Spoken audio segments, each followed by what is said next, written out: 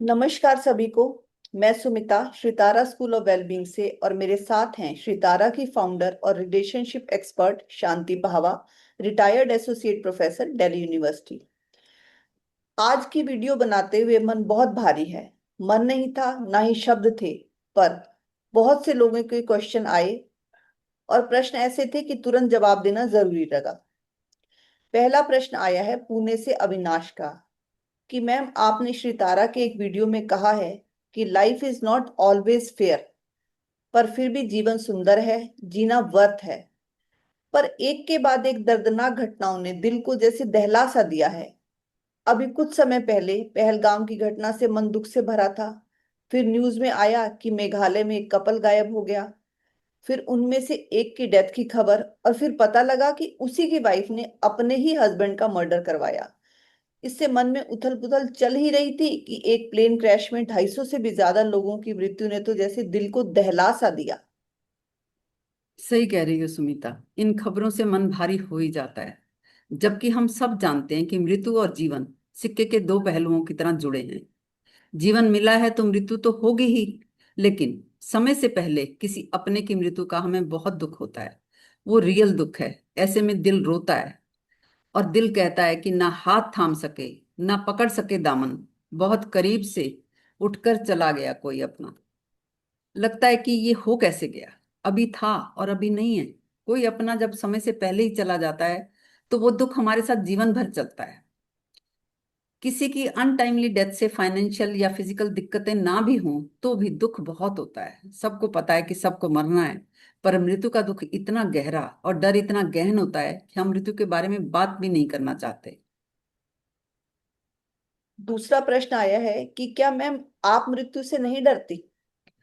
देखिए, नेचर की तरफ से सभी प्राणियों के अंदर खुद को बचाकर जिंदा रखने की इंस्टिंक्ट है। हम सभी जिंदा रहना चाहते हैं, इसलिए मौत से हम सब डरते हैं। मैं भी डरती हूँ मौत से। अगर कोई मेरे सिर पर बंदूक तान ले तो मुझे भी बहुत डर लगेगा, और अगर मैं सड़क पर खड़ी हूँ और कोई व्हीकल मेरी तरफ तेजी से आएगा तो मुझे भी डर लगेगा। या किसी भूखे शेर के सामने मुझे पटक दिया जाए और वो दहाड़ने लगे तो मैं बेहोशी हो जाऊंगी।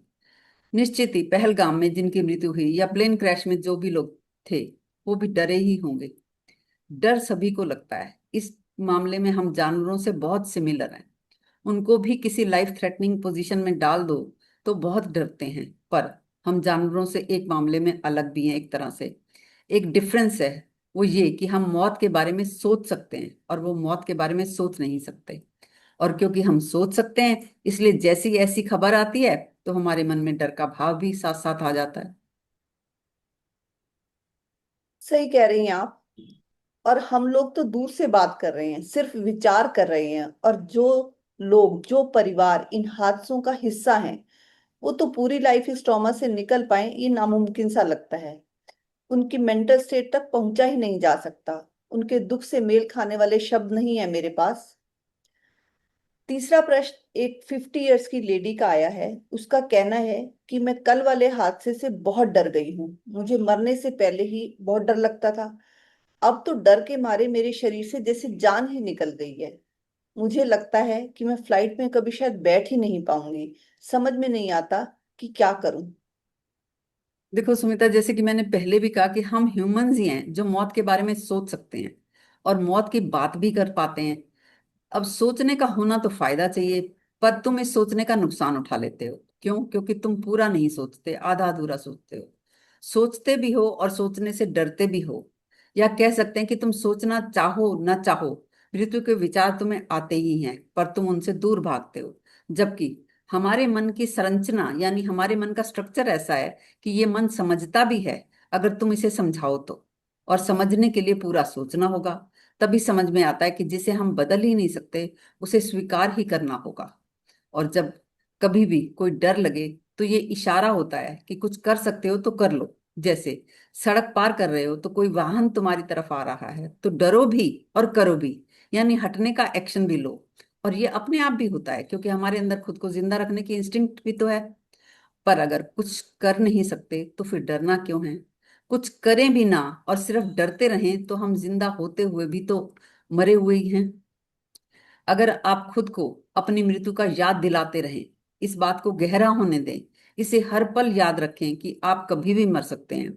आप अमर नहीं हैं। आप जानते हैं कि आप अभी जिंदा हैं और कल सुबह हो सकता है आप जिंदा ना हो। तो क्या ये नेगेटिव सोचना ना हुआ? तो इन बातों का क्या होगा कि शुभ शुभ ही सोचना चाहिए, अच्छा सोचोगे तो अच्छा होगा, think positive and be positive. देखो, ये सभी हादसे जिनके साथ हुए हैं उनमें से शायद ही किसी ने सोचा होगा कि उनके साथ ऐसा बुरा होगा, तो भी ये हादसे हुए। तो मृत्यु को याद रखना या उसके बारे में सोचना ये कोई नेगेटिव सोचना नहीं है। ये तो वास्तविकताओं में जीना है। जब आपको मृत्यु याद रहती है तभी आप जीवित होने के महत्व को समझ पाते हैं। तभी आपके अंदर जीवित होना खिल उठता है। तुमने इस बात को कभी जीवन से जोड़ा ही नहीं कि जब जब अशुभ घटा था, क्या हमारे सोचने से घटा था? और जिनके साथ अशुभ नहीं घटता, क्या उनके दिमाग में अशुभ के विचार आते ही नहीं? हाँ बिल्कुल। एक और प्रश्न आया है। ये प्रश्न 20 साल के एक आईआईटी के स्टूडेंट ने पूछा है कि क्या मृत्यु पर विजय पाई जा सकती है? हम डेथ को डिले कर सकते हैं क्या? देखिए, अभी तक तो स्पिरिचुअलिटी या साइंस या किसी ने भी ऐसी कोई इन्वेंशन नहीं की है जिससे मृत्यु पर विजय पाई जा सके। और मुझे लगता है इसकी जरूरत भी नहीं है। सोच कर देखो कि बच्चे पैदा तो हों लेकिन मरे कोई भी ना, तो पृथ्वी का क्या हाल होगा। देखिए, जो पैदा हुआ है वो जरूर मरेगा। और कहीं भी कोई नियम नहीं है कि कोई कितने साल तक तो जीवित रहेगा ही। पर इसका ये मतलब कतई नहीं है कि डेथ को डिले नहीं किया जा सकता। पर फिर भी डेथ को डिले करने वाली बात पर अगर विचार किया जाए तो डेथ के रीजंस को ब्रॉडली दो कैटेगरीज में डिवाइड किया जा सकता है। एक एक कैटेगरी तो वो है जिसमें हम कुछ कर ही नहीं सकते, जैसे कि अर्थक्वेक आ गया यानी भूचाल आ गया, सुनामी आ गई, बाढ़ आ गई, प्लेन क्रैश हो गया, या जन्म से कोई ऐसी बीमारी लग गई, यानी कि तुम्हारा कोई कंट्रोल नहीं है इन हालातों पर। और दूसरी कैटेगरी ऐसी है जहां तुम कुछ कर सकते हो। अब जैसे सोनम की बात थी, तो वो अपनी बात कम्युनिकेट ही नहीं कर सकी, इसलिए उसे अपनी समस्या का यही उपाय दिखाई दिया। अगर वो जो चाहती थी वो बात कम्युनिकेट कर पाती तो उसे ये ना करना पड़ता। ऐसी जो घटना पहलगाम में घटी उसमें भी कहीं ना कहीं समाज जिम्मेवार है।